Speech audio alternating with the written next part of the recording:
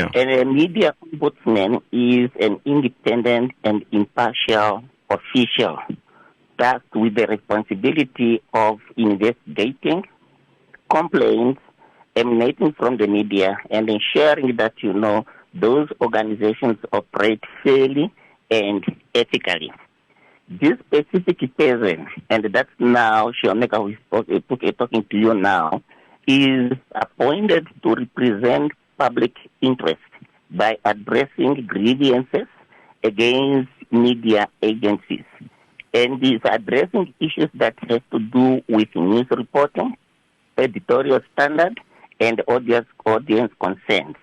He is using, what we call a code of ethics and conduct for print, broadcasting, and online media in Namibia. And this is a document that I'll be using as a yardstick. What does it mean? It means that, I have a public responsibility. I have a public responsibility of making sure that there is a total commitment and implementation of the code of ethics and conduct for the print, broadcasting, and online media, like what I have said. And it also means that media practitioners and the media owners have a duty to work to the highest professional standards and ethics. And as an ombudsman, I have to serve as a bridge between the public and the institution, including the media.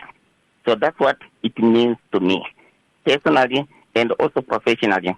Yeah. I need to ensure that media organizations adhere to ethical standards, uphold journalistic integrity, and handle complaints from the public regarding media content fairly and accurately. Yeah.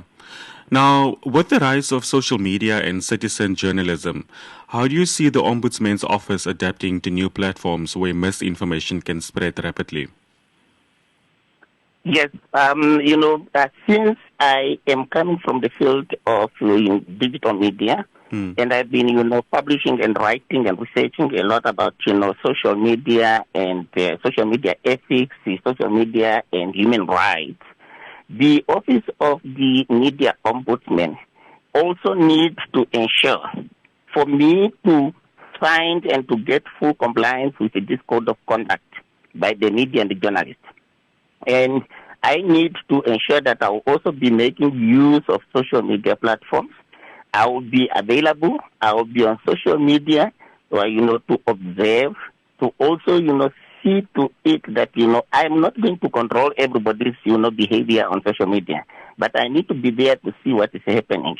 So I will be using technology to enhance the effectiveness of my office by, trying to get several tools, of which I know that they are a little bit expensive maybe to get for this office, but I need digital tools that I can use to track complaints, to analyze the trends, and the communicating with audience, on a daily basis or regularly. And I'll be using this digital platform to make use or for my office to be more accessible, to the public, because that's one way of, making sure that the public can come to your office anytime and you can engage them, anytime, when it is appropriate, to communicate to them. Now, for ordinary citizens who may not be fully aware, what is the process of lodging a complaint with the Ombudsman's office, and how accessible will that process be now under your leadership?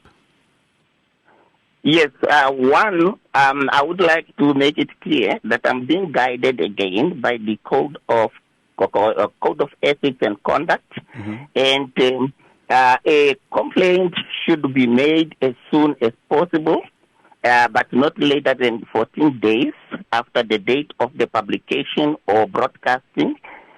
Remember that we said, I am only, looking at issues or grievances that are emanating, from the media content. Yes. Maybe that media content was published and, a person is thinking like, okay, that content is now infringing on his or her privacy or on his reputation or whatever the case may be. So what we are saying, according to the code of conduct, that complaint should be made as soon as possible, immediately, or not later than 14 days. then as an ombudsman, I will have reasonable ground to accept late complaints if I can see that, that specific, complaint or issue, it really needs to be investigated. The moment, the complaint can also be made either in person, a person can come to my office, or it can be via telephonic. My mobile phone will be shared with everyone, or it can be in writing, of which, my email address will also be open to everyone, to the public, so that they'll be able now to have access to my office and to the service that my office is providing. Upon receiving these complaints from the public, the office, I will be entitled to request, from the complainant a copy of the material published or broadcasted giving rise to the complaints, and the complainant shall be obliged to forward such a copy to the ombudsman, so that, the ombudsman will be able now to compare the content, to look at the content and see the issues that were raised by the person who is saying, I am aggrieved by that specific, content that was, aired or broadcasted, on a various, media platform. But as an ombudsman, the ombudsman may not, accept a complaint if it is anonymous, okay?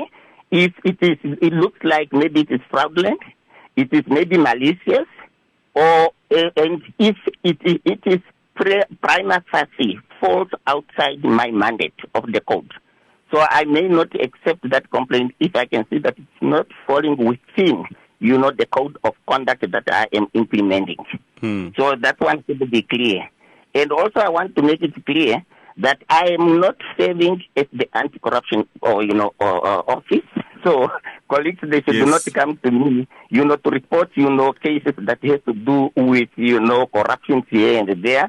And also, workplace, issues, for example, dismissals. Unless maybe dismissal is related to the content that you as a journalist, published. Because here, the cases usually are not against an individual journalist or media professional, but it will be, that case will be against the media house where that specific person is employed. Yes. And just finally, what message do you have for journalists, the media stakeholders, and also the Namibian public as you prepare to take on this important role? The message that I have for them is that, one, we should try by all means to commit ourselves and to uphold the principles of ethical journalism, especially the journalists and the media practitioners. And those principles are fairness in whatever that we are doing, accuracy in whatever that we are doing, and we should be accountable with whatever outcome that will come there. And therefore, media houses, they should do self-regulations first before that specific content is aired or maybe is disseminated or shared with any other, public platform. The public also should keep on following our discussions. I will be using several media houses, and there I will have some few seminars, and sometimes I will have radio programs where I will educate them and take them on the process of how to launch that specific complaint, what will happen after launching your complaint, and what is likely to be the outcome, and what will you do in case you are not happy with the outcome that is coming from the Media Ombudsman's office. Yeah. So the public should try by all means also to be observable, to ensure that, the information that they have provided to the media houses, it is kept confidentially, only if maybe it is in the best public interest for private, and confidential information to be shared, publicly. So they should also, observe, what happened to the information that they are giving to various media houses. And the media houses, they should do self-regulations so that at least they will be far from these issues of misinformation, biasness, and whatever the case may be.